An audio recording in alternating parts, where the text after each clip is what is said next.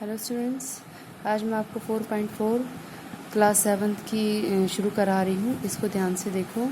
तो first question क्या है, एक संख्या के 8 गुणे में 4 जोड़िए और आपको 60 प्राप्त हो गया। तो एक संख्या का 8 गुना तो माना संख्या x और संख्या का 8 गुना 8x। तो 4 जोड़ने पर 8x प्लस 4, ठीक है। तो 4 जोड़ने पर कितनी संख्या मिलती है मुझे? 60। तो इसको क्या है 60 के बराबर रखूँगी। तो 4 उधर आके माइनस में, तो 60 माइनस 4 56। तो x इज इक्वल टू में 56 बटे में 8, तो 8 7 तो 56। तो x की वैल्यू 7 आ गई, ठीक है। तो आपको संख्या बतानी, तो संख्या मेरी 7 आ गई।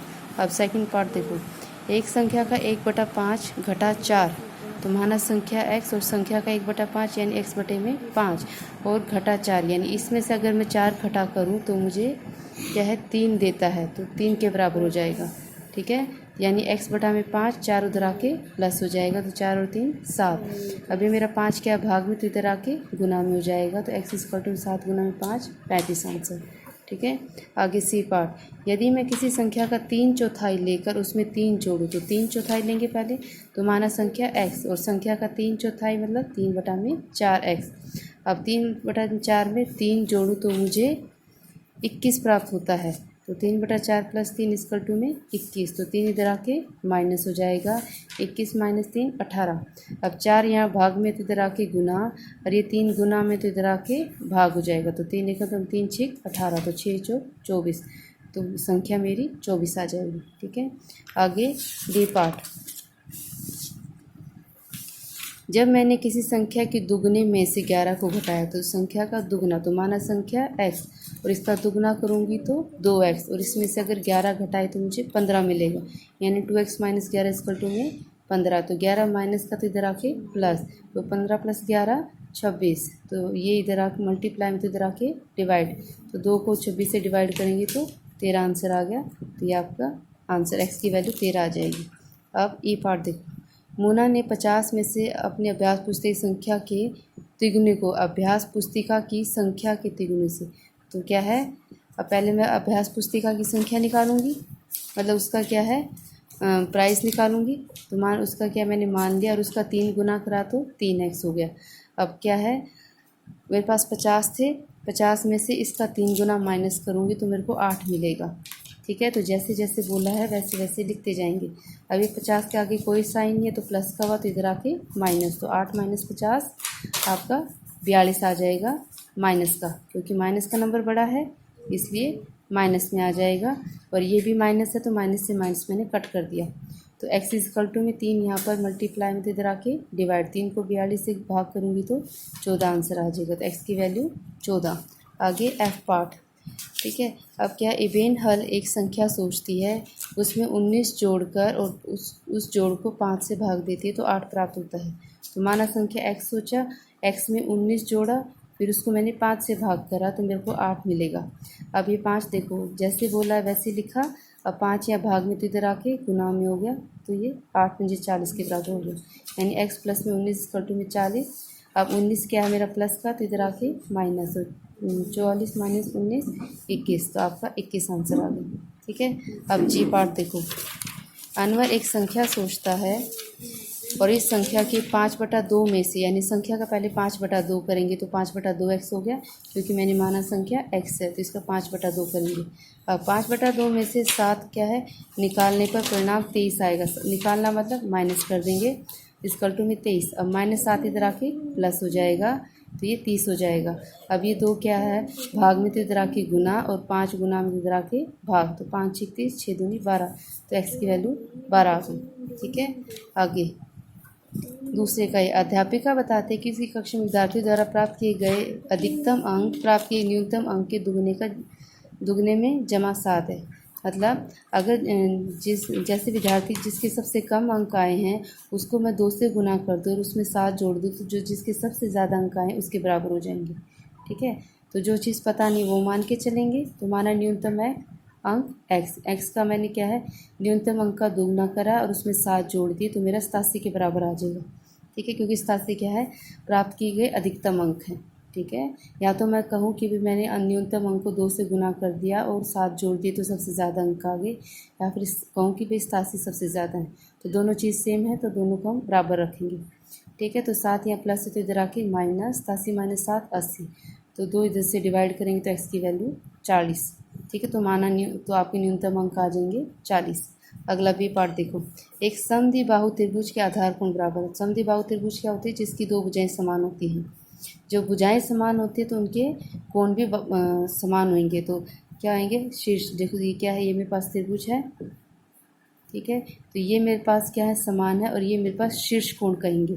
ठीक है, तो क्या है आगे देखो, और उसका शीर्ष कोण 40 डिग्री है। तो ये जो 40, ये तो आपका 40 है और ये आपने निकालने हैं, तो दोनों है। तो अगर ये भुजाएं बराबर हैं तो इनके बने हुए कोण भी बराबर होंगे, तो इनको मैं x मान लूँगी। तो क्या माना? न्यूनतम कोण x, शीर्ष कोण मेरे पास 40 है और त्रिभुज के तीनों कोणों का जोड़ 180 होता है, तो यानी x प्लस 40, क्योंकि दोनों बराबर हैं। अगर एक को x माना है तो दोनों मेरे x हो जाएंगे। ठीक है, फिर 2x प्लस 40 इधर आके माइनस 180 माइनस 40 140, तो x को 2 से इसको डिवाइड करूँ तो 70, तो यानी प्रत्येक आधार कोण के पास 70 डिग्री है। ठीक है, आगे इसका सी पार्ट देखो। सचिन द्वारा बनाए गए रंगों की संख्या राहुल द्वारा बनाए गए रनों की संख्या की दुगनी है। ठीक है, मतलब अगर राहुल के अंक पता चल जाए और उसको मैं क्या 2 से गुना कर दूँ तो सचिन के अंक आ जाएंगे। अब उन दोनों को मिलाकर बनाए गए कुल रन के दोहरा शतक, मतलब 200 रंग में 200 अंक में 2 रन कम है, तो 200 में से 2 माइनस कर दूंगी तो 198। तो लिखेंगे कैसे वो देखो, तो माना राहुल के रनों की संख्या x और सचिन के रनों की संख्या 2x। परिणामसार इन दोनों को जोड़ूं तो क्या है, x प्लस 2x हो जाएगा, और ये किसके बराबर हो जाएंगे?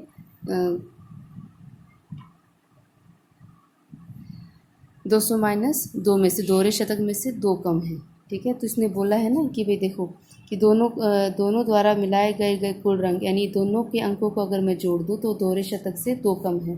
ठीक है, तो यहाँ पर हम दोनों के अंकों को जोड़ेंगे, तो ये जोड़ा और ये यहाँ पर लिखा, तो ये दोनों 2 और 1 3x इक्वल टू में 200 माइनस 2 198, तो 198 को 3 से डिवाइड करा तो 66।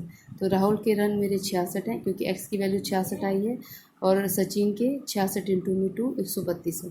ठीक है, आगे थर्ड पार्ट देखो। इरफान कहता है कि उसके पास परमित के पास जितने कंचे हैं उसके 5 गुना से 7 अधिक है।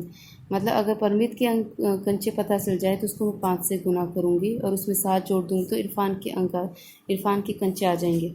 या फिर मैं कहूँ कि इरफान के पास 37 कंचे हैं, तो परमित के निकालो, तो कैसे करेंगे? माना परमित के पास x कंचे हैं और इरफान के पास कितने हैं, इससे 5 गुना करेंगे और 7 जोड़ दें तो ये मेरे इरफान के आ जाएंगे। ठीक है, मतलब जितने परमित के पास है उसको मैं 5 से गुना करूँगी और उसमें 7 और जोड़ दूँगी तो इरफान के आ गए। और इरफान के वास्तविक कंचे कितने हैं? 37, तो दोनों को बराबर रख दूँगी, तो 7 इधर आके माइनस 37 माइनस 7 30, 5 से इसको डिवाइड करूँगी तो 6, यानी परमित के पास 6 कंचे हैं। ठीक है, आगे इसका बी पार्ट देखिए। लक्ष्मी के पिता की आयु 49 वर्ष है और उसकी आयु लक्ष्मी की आयु के 3 गुने से 4 वर्ष अधिक है।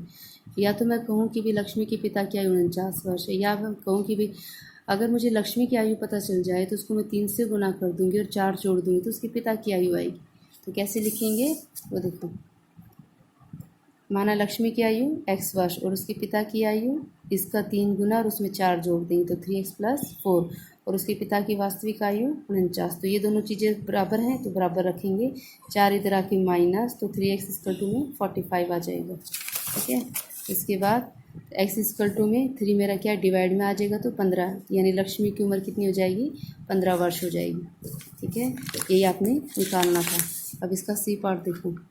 सुंदरग्राम के निवासियों ने अपने गांव के एक बाग में कुछ पेड़ लगाए, इसमें से कुछ पेड़ फलों के पेड़ थे। उन पेड़ों की संख्या जो फलों की नहीं थे, फलों वाले पेड़ों की संख्या के तिगुने से 2 अधिक है। फलों वाले पेड़ों की संख्या यानी जिन पे फल नहीं है उनकी संख्या कैसे निकालेंगे? तो अगर फल वाले पेड़ पता चल जाएं तो क्या है, उसको 3 से गुना करके उसमें 2 जोड़ दूंगी तो बिना फल वाले आ जाएंगे। ठीक है, और ऐसे पेड़ों की संख्या जो फल के नहीं है 77 है। तो कैसे लिखेंगे देखो, माना फलों वाले पेड़ों की संख्या x और बिना फल वाले पेड़ों की संख्या 102 माइनस x। कैसे? एक मिनट बेटा जी।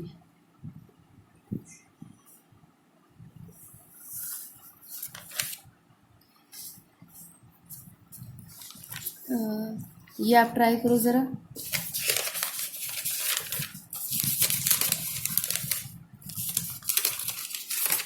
क्वेश्चन पढ़ो ज़रा क्या है।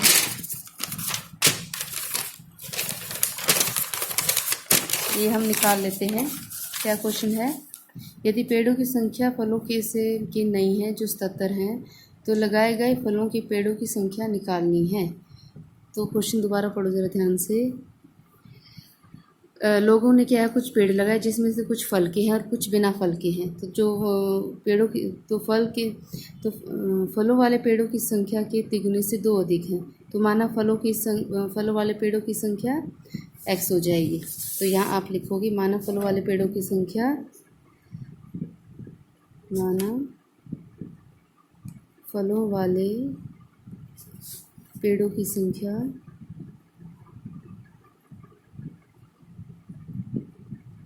x, ठीक है। और बिना फल वाले बिना फल वाले कितने हैं? उन पेड़ों की संख्या जो फलों के नहीं है, फलों वाले पेड़ों की संख्या के तिगुने से 2 अधिक है।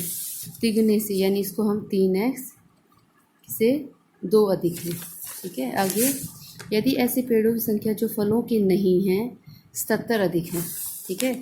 ये जो बिना फल के हैं वो 77 हैं। तो क्या है, बिना फल वालों की वास्तविक संख्या, बिना फल वाले पेड़ों की वास्तविक संख्या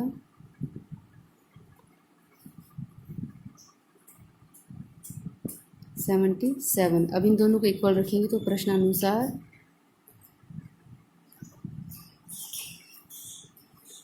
3x प्लस में 2 इक्वल टू में 77। 2 प्लस का तो इधर आके माइनस, तो 77 माइनस 2 तो 3x इक्वल टू में 75। तो x इक्वल टू में 75 अपॉन में 3, तो क्या आएगा 25।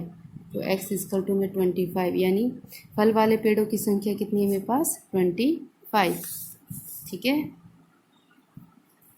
तो आपको यही निकालना था। तो ये आपकी 4.4 कंप्लीट और आपका ये चैप्टर भी कंप्लीट। तो अब आपको मेरा समझाया और समझ आया है और आपको अच्छा लगा है, प्लीज़ मेरे चैनल को लाइक करो और सब्सक्राइब करो। Thank you.